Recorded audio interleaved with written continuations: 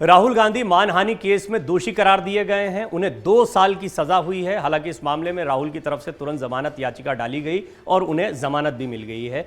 राहुल को सजा हुई लेकिन जमानत मिल गई है। सेशंस कोर्ट ने अपने फैसले में राहुल गांधी को दोषी पाया।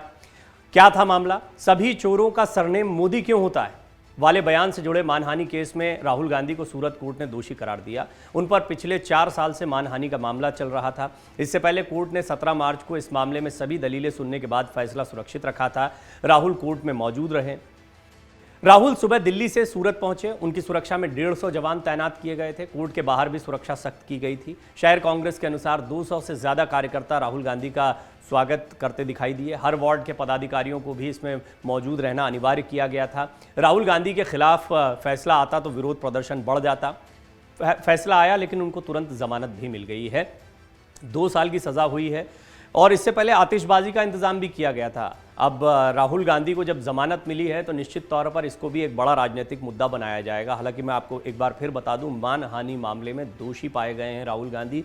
2 साल की सज़ा दी गई है लेकिन तुरंत ही जमानत भी मिल गई है। तो जमानत मिलने के बाद यानी वो गिरफ्तार नहीं होंगे, जेल नहीं जाएंगे, लेकिन राहुल गांधी को 2 साल की सज़ा इस मामले में मिली। ये पूरा मामला एक बार मैं फिर आपको बता देता हूं। 2019 के लोकसभा चुनाव से पहले कर्नाटक के कोलार में एक रैली के दौरान राहुल गांधी ने अपने भाषण में कहा था कि सभी चोरों का सरनेम मोदी है। सभी चोरों का सरनेम मोदी क्यों होता है, चाहे वो ललित मोदी हो या नीरव मोदी या चाहे नरेंद्र मोदी। उन्होंने प्रधानमंत्री का नाम भी लिया था। इस केस की सुनवाई के दौरान राहुल गांधी 3 बार कोर्ट में पेश हुए थे। आखिरी बार अक्टूबर 2021 की पेशी के दौरान उन्होंने खुद को निर्दोष बताया था। ये केस सूरत पश्चिम के विधायक पूर्णेश मोदी ने दर्ज किया था। पूर्णेश का कहना था कि राहुल गांधी ने हमारे समाज को चोर कहा है। पूर्णेश मोदी भी मोदी हैं। ऐसा नहीं है कि मैं आप लोगों को स्पष्ट कर दूं कि प्रधानमंत्री मोदी या सरकार की तरफ से मामला रखा गया, क्योंकि मोदी सरनेम जो है वो बहुत सारे लोगों का होता है। आपने स्थानीय तौर पर भी कई मोदी देखे होंगे।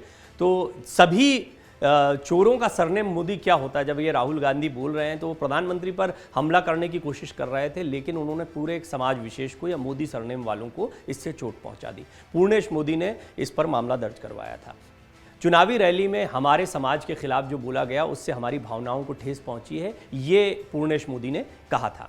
इसी के चलते हम इस मामले को कोर्ट में लेकर आए हैं। हम आखिरी सांस तक लड़ेंगे। हमें न्यायपालिका पर पूरा भरोसा है। मैं आपको एक बार फिर बता दूं, इस मामले में राहुल गांधी दोषी पाए गए हैं। 2 साल की सजा उनको हुई लेकिन तुरंत जमानत दे दी गई।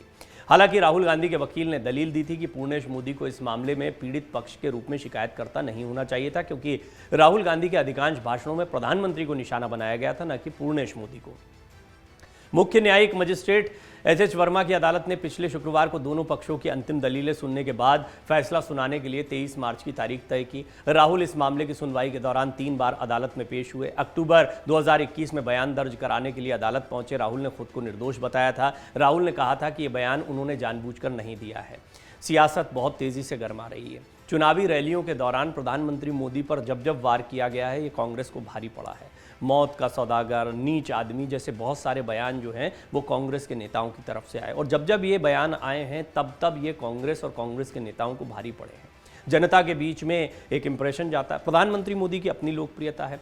सूरत में यह मामला दर्ज कराया गया था। देखिए, गौर करने वाली बात है, क्योंकि बहुत सारे लोग इसको गुजरात से, सूरत से और प्रधानमंत्री मोदी से जोड़ रहे हैं। लेकिन मैं आपको एक बार फिर बता दूं, पूर्णेश मोदी हैं, उन्होंने इसमें मामला दर्ज करवाया था और उनका कहना था कि पूरे समाज की भावनाओं को इससे ठेस पहुंची है। राहुल गांधी का बयान भी ऐसा था, जेनरिक था। हालांकि बार बार राहुल गांधी की तरफ से पक्ष रखा गया है कि इसमें पूर्णेश मोदी को मामला दर्ज नहीं कराना था या उनको शिकायत दर्ज नहीं करानी थी, क्योंकि उनके बारे में ये बात नहीं कही गई थी। लेकिन अगर जेनरिक तौर पर देखा जाए तो राहुल गांधी का जो बयान था उसमें कहा गया था, ये सभी चोरों का सरनेम मोदी क्यों होता है? नीरव मोदी, ललित मोदी और नरेंद्र मोदी।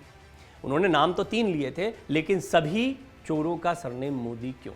ये आपत्तिजनक बात थी, क्योंकि जितने भी मोदी हैं फिर वो निश्चित तौर पर इससे नाराज होंगे, गुस्साएंगे। पूर्णेश मोदी का यही कहना था कि हमारे पूरे समाज के खिलाफ ये हमला किया गया है। इस पर जब सुनवाई होनी थी तो उससे पहले गहमा गहमी का माहौल था।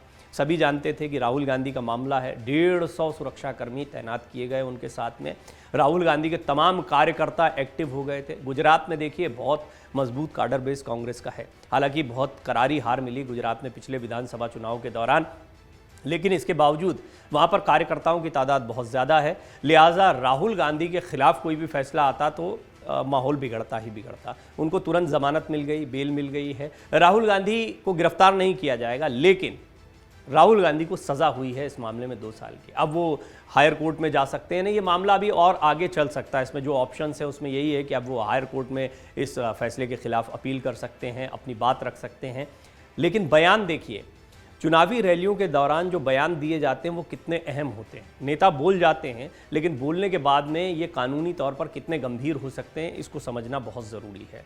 कोई भी चीज़ या इस तरह की चीज़ों को जब वायरल किया जाता है, शेयर किया जाता है, तो मैं आप लोगों को कई बार आगाह कर चुका हूं कि उसको लेकर भी आपको सतर्क रहना चाहिए। कानून की समझ होनी चाहिए कि आप किसी समाज विशेष की भावनाओं को आहत तो नहीं कर रहे हैं, किसी व्यक्ति विशेष की भावनाओं को आहत तो नहीं कर रहे हैं। पूर्णेश मोदी का यही कहना था कि हमारे पूरे समाज की भावनाएं राहुल गांधी के इस बयान से आहत हुई हैं।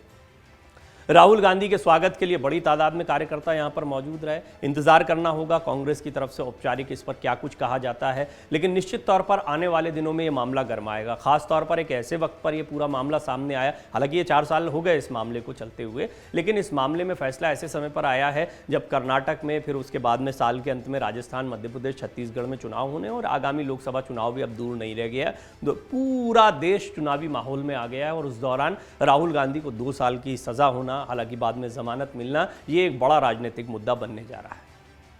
अगर आप ये वीडियो YouTube पर देख रहे हैं तो हमारे चैनल को सब्सक्राइब करें और बेल आइकन को दबाना ना भूलें। अगर आप Facebook पर ये वीडियो देख रहे हैं तो हमारे पेज को लाइक करें। डाउनलोड करें अमर उजाला ऐप और पाएं खबरें लगातार।